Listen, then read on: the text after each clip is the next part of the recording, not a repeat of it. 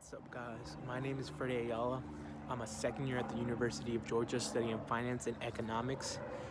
And the reason I'm outside is because I live in a two-bedroom apartment with 7 other people, and it's a very small space, so it can be nearly impossible to find a quiet space to film. So I came outside. I do enjoy the outdoors, so it's always good to be outside and get a fresh air and not be barricaded in my workspace or home. So I want to film the We Belong in College experience, and I've taken the time to look at every other individual's videos, and within those videos and people's stories who are willing to be vulnerable and inspire people, I saw a bit of myself in it. And I like to share my own experience from high school to my life to even in college. So for me, the battle was just as hard getting into college and being in college. It's a battle that's been full of sacrifice and hard work. My undergrad first year, freshman year, I had to go by with no meal plan due to my financial limitations. So, scraping by for food while my other friends and peers were always just going into dining halls and eating. It was definitely humbling and in a difficult situation, but I was able to meal prep, cook, eat the same meal maybe the whole week. But it's been a humbling experience that's definitely motivated me to be an overachieving student and to one day have the chance to not have to make my kids or anybody in my family ever go through that. And of course, my second year of college, living off campus, I definitely spent a couple of days couch surfing, living on my friend's floor. But overall, it's still been full of good times. No matter the situation, you can always find happiness, and college is definitely great because there's so much freedom. And for me, being a first generation student from a family of immigrants, it was very difficult for someone who barely knows the languages to find the financial documents in order to receive aid. So for me, financial aid took months, if not more. It was definitely a difficult process in order to even get aid, because not only did I have to take it upon myself as a first generation student who didn't know what documents, what income statements, what tax forms to use, where my parents do their taxes, it was difficult. And it wasn't just like my peers who just asked their parents for this I-87 document and they got it instantly and they could upload it online. For me, I had to scramble through and receive it through mailing and send my documents through mailing, and just to find out that after a month's wait, it was the wrong documents, missing information. So it was definitely a trial error process, and it was something that really made me different from my peers.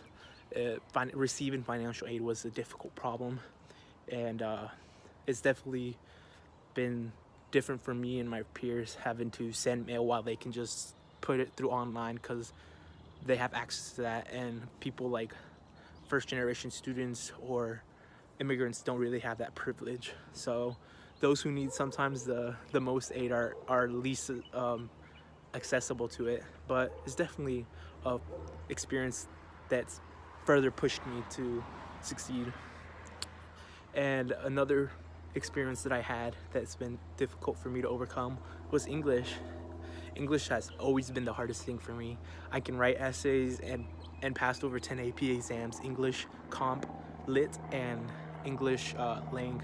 So definitely when it comes to diction and syntax and difficult English stuff, I'm there. Like it's my game. But when it comes to more grammatical and like analyzing synthesis, especially spelling, it's the end of the world for me.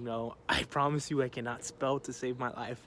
And part of it has to do maybe because English is my second language, but also because I'm dyslexic. So it's so hard for me to spell correctly, and sometimes when words in a sentence don't make sense to someone else, it makes total sense to me. So you can believe that the SAT standardized testing was the hardest thing for me, especially the English portion, because I cannot, when it came to the grammatical sections, I was done. Like, I thought everything looked right.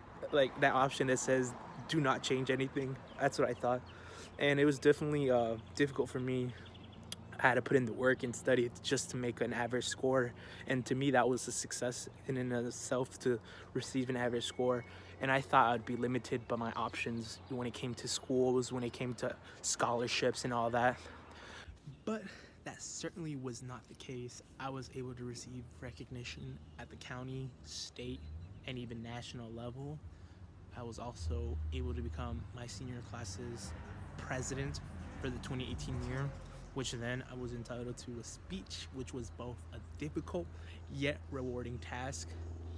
But through it all, what really got as hard as high school and college got was remembering my upbringing.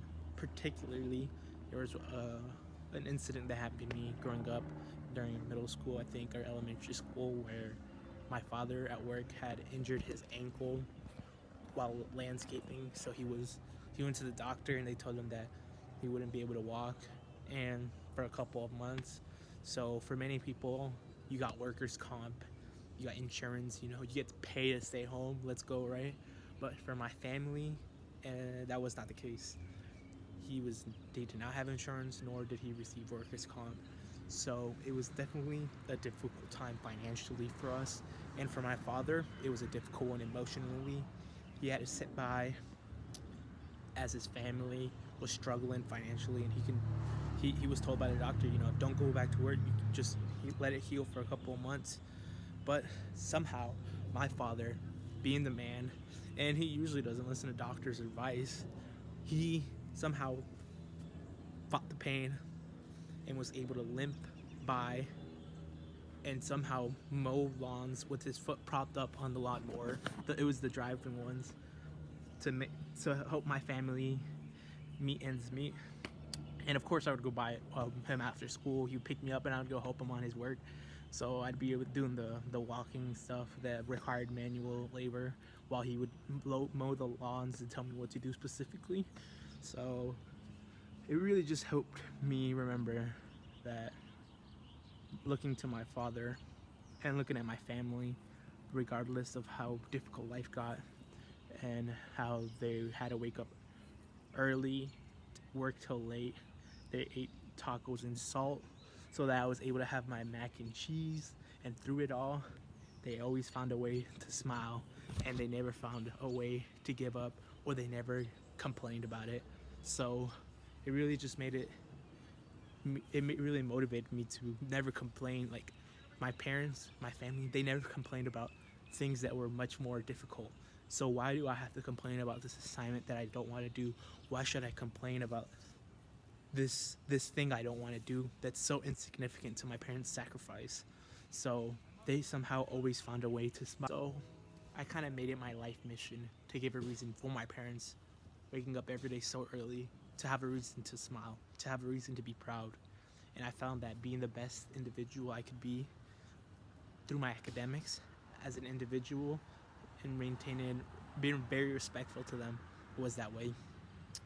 And I would never trade my life for the world. All these experiences, these hardships, these barriers, anything that life threw at me, I humbly loved it, because I firmly believe that had I been in a different situation, had I been living in a different way of life, I wouldn't be such an overachieving, hardworking student that I am today. And that's what I challenge every one of you guys, is that all our situations are different. I understand that some of you guys may have it better than me. Some of you guys may even have it worse.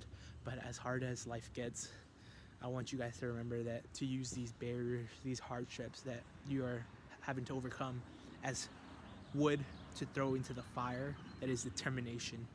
And never give up. Keep working hard to make those who love you happy and smile. Thank you guys for listening to my story. I hope you guys have a wonderful day.